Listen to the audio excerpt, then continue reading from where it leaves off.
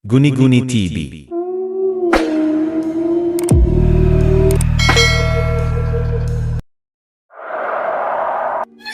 Ang mag-asawang Kaloy at Maring ay umuwi sa kanilang bahay na masayang masaya. Nakaraos na naman daw ang kanilang pagkain sa buong araw.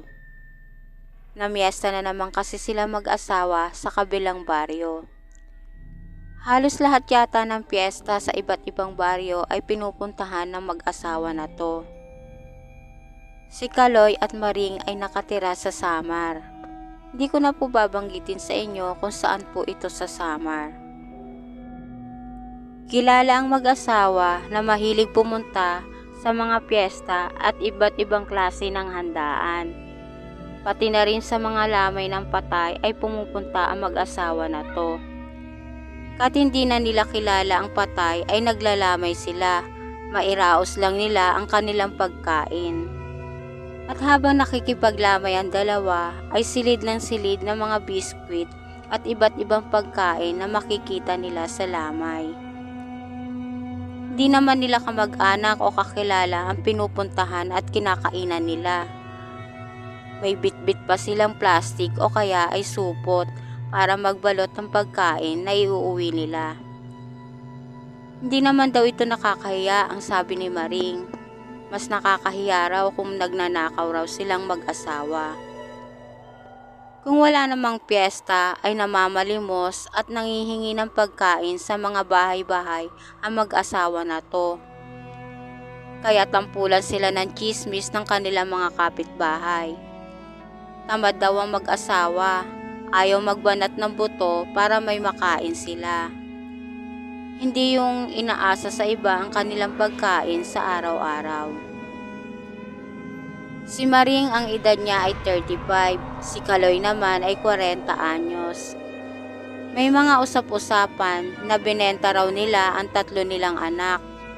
Ang katwiran ng dalawa ay hindi daw kasi nila kayang pakainin at pag-aralin ang mga bata, kaya isa-isa nilang binenta ang mga ito.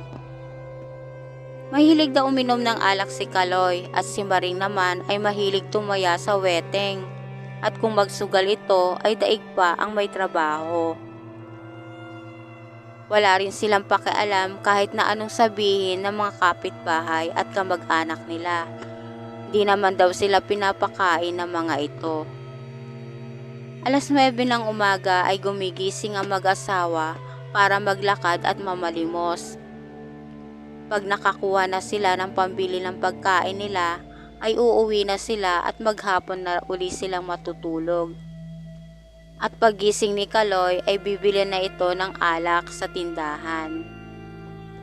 Ganito ang buhay nila araw-araw. Isang umaga, habang namamalimos ang mag-asawa, ay may narinig silang dalawang nag-uusap na lalaki. May piyesta raw sa kabilang baryo. Kaya lang napakalayo raw nito. Walang malayo kay Maring at Kaloy, basta't piyestahan, kahit sa ibang planeta pa ito ay pupuntahan nilang dalawa. Kaya kinabukasan, maaga silang umalis para pumunta sa lugar kung saan may piyesta. Nagbitbit pa sila ng mga plastik para doon ilagay ang mga pagkain na ibabalot nila. Habang naglalakad sila, pag may nasasalubong sila mga tao ay nanghihingi sila ng limos. Minsan may nagbibigay, yung iba naman ay nagagalit. Medyo malayo na rin ang kanilang nalalakad, pero hindi pa rin nila makita kung saang lugar ang piyesta. Marami na silang napagtanungan, ngunit hindi nila alam kung saang lugar yung piyesta. Sinabi ni Maring na umuwi na raw sila. Sinabi ni Kaloy na bakit uuwi pa sila malayo na raw ang kanilang nalalakad. Hanggang sa may isang lalaki na nakarinig sa pagtatalo nilang mag-asawa. Sinabi ng lalaki na alam niya kung saang lugar ang piyesta. Doon din daw ang punta niya.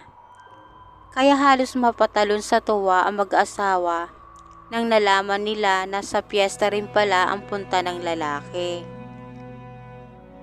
Habang naglalakad sila, tinanong ng lalaki kung meron ba raw silang kamag-anak sa pupuntahan nilang piyesta. Nagkatinginan ng mag-asawa. Sinabi ni Kaloy na wala silang kamag-anak sa pupuntahan nila. Makikipiesta lang daw sila. Natawa ang lalaki at nagsalita ito na napakaswerte daw ng dalawang mag-asawa dahil napakarami raw pagkain at mga alak sa piyestang pupuntahan nila. Nagpatuloy uli sa paglakad ang dalawa. Gutom na ang mag-asawa. Hindi na kasi sila kumain ng almusal nang umalis sila. Maya-maya lang may nakita na silang mga tao na nag-iihaw ng karne. Malayo pa lang sila ay naaamoy na nila ang amoy na niluluto ng mga residente doon. Lalo tuloy ginutom ang mag-asawa at habang naglalakad sila papalapit sa mga nag-iihaw ay tumingin ang mga ito sa kanila. Nagtataka ang mga ito kaya sinabi agad ng lalaki na mamimiesta daw ang mag-asawa. Nagtinginan ng mga nag-iihaw at sabay-sabay silang ngumiti sa mag-asawa. Inaya silang kumain ng isang babae. Sa likod ng bahay ay mayroong nakahandang pagkain. Mayroon ditong karne na inihaw, mais at kamote. Pinagsilbihan pa sila ng babae at sinabi ng babae na kumain lang daw sila, huwag daw silang mahihiya. Kaya naman ang dalawa ay kumain agad. Hindi na malaya ng dalawa na habang kumakain sila ay pasilip-silip ang mga residenteng nakatira doon. Ang lalaking kasama nila kanina ay pangising-ngisi lang ito habang nakamasid sa kanila. Nagpaalam sa kanila sandali ang babae. Kukuha lang daw ito ng maiinom nila. Maya-maya lang habang wala ang babae ay pasimpleng sinisilid ni Kaloy ang ilang piraso ng karne sa plastik nilang dala at agad niya itong nilagay sa bag na dala ni Maring. Ang hindi nila alam ay maraming mata ang nakamasid sa kanila. Nagtatago lang ang mga ito. Pagkatapos kumain ng mag-asawa ay tumayo na ang dalawa at naglakad papunta sa isang bahay na natanaw nila. Hindi man lang nagpaalam at nagpasalamat ang dalawa sa may-ari ng bahay na kinainan nila. At nang makarating na sila sa pangalawang bahay, ay maraming nagiinuman dito at maraming pagkain ang nakahanda dito. Nanlaki ang mata ng mag-asawa. Iba't iba kasing putahe ng ulam ang nakalagay sa mesa. May menudo, dinuguan, papaitan, inihaw na karne at adobo. At may mga prutas din. Tuwang-tuwa ang mga kalalakihan. Inalok ang mag-asawa na kumain. Agad namang kumuha ng plato ang dalawa. Lahat ng putahe ng ulam ay nilagay nila sa kanilang plato. Tahimik lang silang pinagmamasdan ng mga nagiinuman at nang tapos na kumuha ng pagkain ang dalawa ay umupo sa isang tabi at sinimulan na nilang kumain.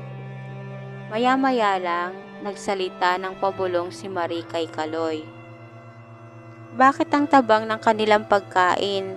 Kung titignan mo parang ang sarap-sarap. Wala naman palang mga lasa. Parang walang asin o kaya ay toyo, ang sabi uli ni Kaloy kay Maring. Oo nga, ang sabi naman ni Maring. Katulad din dun sa una nating kinainan, ang tabang ng karne. Maya-maya lang, binalot na naman ng dalawa ang mga natira nilang pagkain. Nilapitan sila ng isang lalaki. Sinabi nito na marami silang nilutong ulam. Dagdagan pa daw ng dalawa ang mga ulam na binalot nila. Ang babait pala nila, sabi ni Maring kay Kaloy. At pagkatapos nila magbalot ng mga ulam ay nakipag-inuman pa sila. Ang mga residente doon ay tuwang-tuwa habang nakikipagkwentuhan sa dalawa. Masaya raw sila dahil nagkaroon sila ng mga bisita. Bihirang-bihira raw sa lugar nila na may dumadayo sa araw ng kanilang pagdiriwang ng piyesta.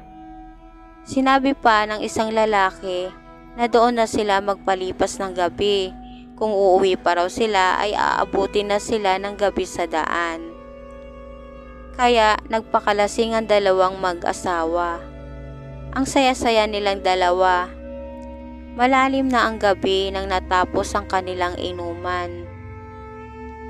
Nag-uwian na ang mga kasama nilang nagiinuman at silang dalawa na lang ang naiwan. At sa sobrang kalasingan ng dalawa ay hindi na nila namalayan na nakatulog na silang dalawa. Kinabukasan, nagulat si Maring nang paggising niya ay nasa loob na sila ng gubat. Agad niyang ginising ang kanyang asawang natutulog pa ng oras na yon. Gulat na gulat si Kaloy, tumayo siya at nagpalinga-linga sa paligid. At tumingin siya sa kanyang asawa. Tinanong niya ito kung bakit sila napunta sa lugar na yon. Ang alam daw niya ay nakikipag-inuman sila. Masyadong masukal ang gubat at kahit maglakad sila ng maglakad ay hindi nila makita ang daan palabas. Napatigil na lang sila nang nakaramdam sila ng paninikip ng dibdib at panunuyot ng kanilang lalamunan. Ngunit kailangan nilang paglabanan ang mga kakaibang nararamdaman nila. Hanggang sa makakita sila ng isang kubo. Nang hingi agad sila ng tubig sa matandang babae. Agad naman silang pinainom nito. Tinanong ng matanda kung saan sila galing. Sinabi ni Maring na galing sila sa piyesta. Halos hindi makapagsalita sa pagod ang mag-asawa. At maya-maya lang nanginginig na ang mga ito at parang sinasakal daw sila. Tinanong ng matanda kung saang lugar ang pinuntahan nilang piyesta. Hindi makapagsalita ang dalawa dahil hindi nila alam kung anong pangalan ng lugar na yon. Sinabi ng matanda na baka ang pinanggalingan raw nilang piyesta ay baryo ng mga aswang. Halos hindi makapaniwala ang dalawa sa sinabi ng matanda. At sinabi pa ng matanda na nayanggaw daw sila mag-asawa. Umiyak nang umiyak si Maring. Naisip niya na kinarma silang mag-asawa. Sinabi ng matanda na gagamutin daw niya ang dalawang mag-asawa. Marunong daw siyang manggamot ng mga nayanggaw. Pinapasok niya ang dalawa sa loob ng kanyang kubo. Madali lang daw gamutin ito kasi wala pang isang araw ang lumipas. Pero naramdaman ng dalawa na nanunuyot ang kanilang lalamunan. Kinuha ng matanda ang kanyang mga gamit sa panggagamot. At maya-maya lang ay pinahira nito ng langis ang noo ng dalawang mag-asawa. Pati na rin ang buong katawan ng dalawa.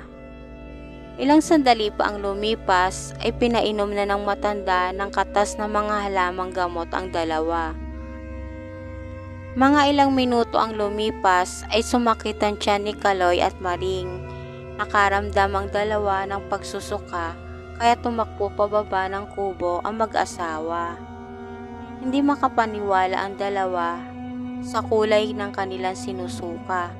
Ito ay kulay itim at sobrang baho nito. Parang patay na daga ang amoy ng kanilang sinusuka. Sinabi ng matanda na ang sinusuka nila ay ang mga kinain nilang pagkain sa piyestang pinuntahan nila. Ang mga pagkain daw na hinain sa kanila ay laman ng tao. Halos bumaliktad ang sikmura ng dalawa sa sinabi ng matanda.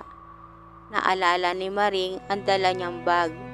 Nasa loob ng bag niya ang mga pagkaing binalot nila ni Kaloy. Pagbukas niya ay napasigaw siya.